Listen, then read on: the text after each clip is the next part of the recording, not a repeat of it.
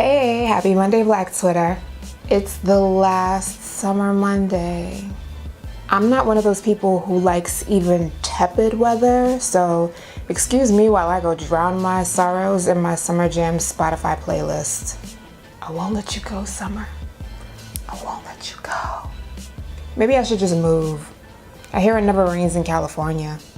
I also hear they have elote. ¿Cómo se dice elote?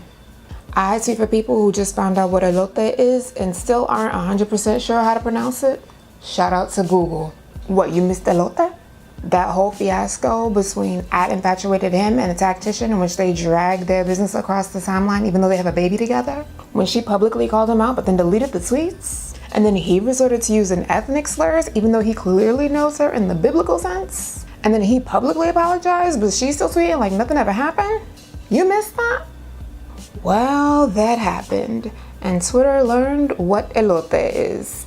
By the way, this is why immature people probably shouldn't date outside of their race and ethnicity, because if you resort to using racial and ethnic slurs as soon as the person you have a baby with pops off in a way you don't like, just gonna take a sip on that one. And y'all should know better than to put your personal business all on the timeline. I mean, the motto for Black Twitter really should be, if you tweet it, I'ma read it. So do you think we're gonna be bombarded by a whole lot of Obama think pieces this week? I do. And I don't think most of them are gonna be worth the read, no offense. So I'm gonna do a whole lot of skimming and sifting until I find that one take that's like a map.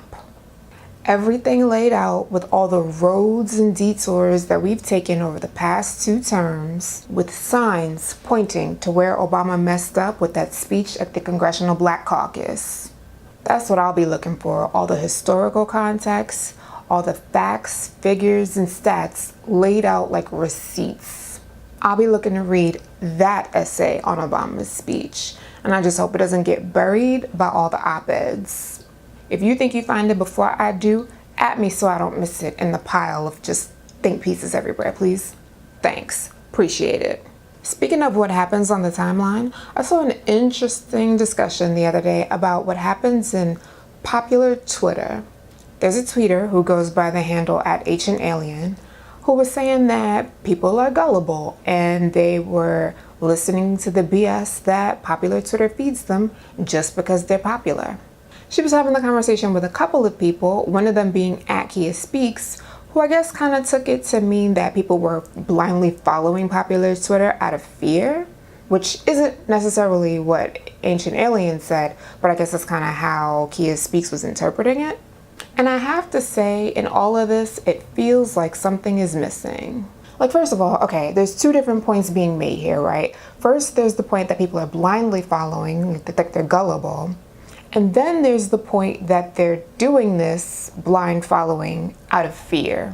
And then, I feel like we have to go back and even identify what exactly is popular Twitter. Ancient Alien defined it as people who have the most followers and a lot of retweets. But even that isn't really well defined. KiaSpeaks herself has over 7,000 followers, and Ancient Alien has over 1,000 followers. Now, of course, you could argue that isn't the biggest following, but I feel like if you have over 1,000 followers, that's a pretty good indicator that you have a really consistent presence on Twitter. Either you're really funny or insightful, something. There's a reason why over 1,000 people follow you on Twitter, unless it's your family. And what exactly are you doing on Twitter? Sure, 1,000 people isn't the largest following you could have, but it's nothing to sneeze at, especially if you're not a brand. You're a private person sharing your thoughts like a bunch of other private people. And you got over 1,000 people to pay attention to you? That's not a small thing. Okay, so back to the points. Point 1. People blindly believing what popular Twitter tells them because they're popular. I gotta say, I don't know that Twitter. And that isn't to say it doesn't happen. I'm pretty sure it might, because gullible people exist everywhere. But having more followers just means you have more people reading your tweets. It doesn't mean you have a fan base. It doesn't mean you have thousands of people ready to kick in money for your Kickstarter or GoFundMe. It doesn't even mean thousands of people like you. It literally just means, for whatever reason, there are thousands of people who are willing to let your tweets populate their feed. And the gag is, the higher your follower count, the more likely you are to receive trash tweets in your mentions. You have more followers, you're more visible, you're an easier target for trash tweets. Now, like everyone else, popular tweeters are tweeting about their take on life, their perspective on the world, all that jazz. So if you're saying that they're not getting pushback for some of that, or if you're saying they're not getting pushback for the harmful things they might be saying on the timeline, au contraire, mon frère. Like, I won't pull out the receipts on anybody because I don't want to put anyone on blast again. But there are numerous occasions where popular tweeters have been loud and wrong and got snatched right out the paint. And not in their DMs either. Like, those tweets are still searchable. Which brings me to point 2. That people are blindly following popular Twitter and not saying anything because they're scared and talking about them in their G chats and DMs. And I gotta say again, something's not adding up. I mean, which is it? Are these people blindly following them? Or are they critiquing them, just not to their face? Every critique doesn't have to happen in a mention for it to happen. And if you're critiquing someone, I don't think you can then say you're blindly following them. I just don't think most people are actually as gullible as the argument is making them out to be. I also don't think popular Twitter is immune from any kind of pushback, because from what I've seen, popular Twitter gets a lot of flack. Not that it's unwarranted. In a lot of cases, it's totally warranted. But just to say, popular Twitter is definitely getting called out. Which, by the way, I mean, people remember they can always unfollow, right?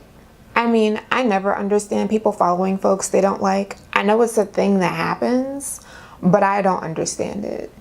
Instead of G-chatting and DMing about this person that you genuinely just don't like, hit that unfollow button. Unfollow, block, mute, and never see that person's tweets again. If enough people who don't like that person actually did that, maybe they wouldn't be popular Twitter, would they? I don't know. Maybe I'm just oblivious. Do you blindly follow somebody on Twitter? Have you watched people believe something just because a popular tweeter says it? Let me know. Let's get this discussion going in the comments on goodmorningblackTwitter.com. Or, unless you think I'm too popular, holla at me on Twitter at GMBT Show. Let's get these tweets off. That's it for this show. Let's try and enjoy these last few days of summer, huh? Good morning, Black Twitter.